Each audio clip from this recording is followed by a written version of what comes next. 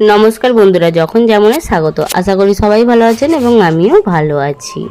আজকে আমাদের বাড়িতে গোপাল পুজো হচ্ছে। আমাদের করতে নেই, তাই পাশের বাড়ি কাকিমা এসেছে করার জন্য। যে সব কিছু নিয়ে এসে আমাদের ঘর থেকে কিছু নিয়ে এবার নিজেই করছে, কারণ গোপালকে তো খেতে দিতেই হবে। সেই জন্যে যে পুজো হচ্ছে। আমাদের করতে নেই বলতে ওই যে বলে না, দাদুদের মানে আমার শ্বশুরের বাবা, তাদের আবার ভাইরা আছে সব জ্ঞাতি, তাদের হচ্ছে বাচ্চা হয়েছে। আর এইদিকে হচ্ছে আমার ছেলে গোপাল আঁকছে। এই যে গোপাল হচ্ছে হাত বাড়িয়ে ননি চুরি করবে বলে হাত বাড়াচ্ছে।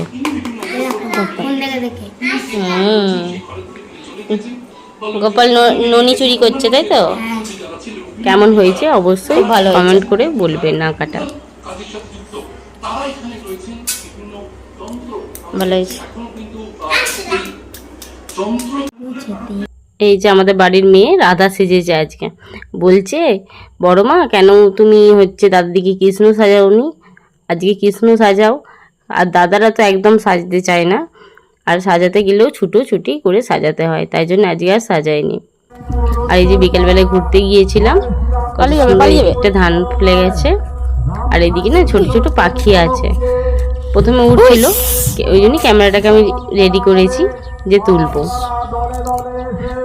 আর তখন দেখছি সব ভিতরে ঢুকে গেছে আর উঠছে না। আর ওরে ভিডিওটা যদি ভালো লাগে অবশ্যই লাইক, শেয়ার এবং সাবস্ক্রাইব করে দেবেন। আর অবশ্যই বেল আইকনটাকে প্রেস করে দেবেন, কারণ আমি যখনই নতুন কোনো ভিডিও ছাড়বো আপনাদের কাছে পৌঁছে যাবে। একসঙ্গে যেমন উঠছিল, এই তো উঠে এবার চলে গেল। দেখুন একদম ছোট্ট ছোট্ট পাখি, কত সুন্দর। আর মেঘলা করে আছে।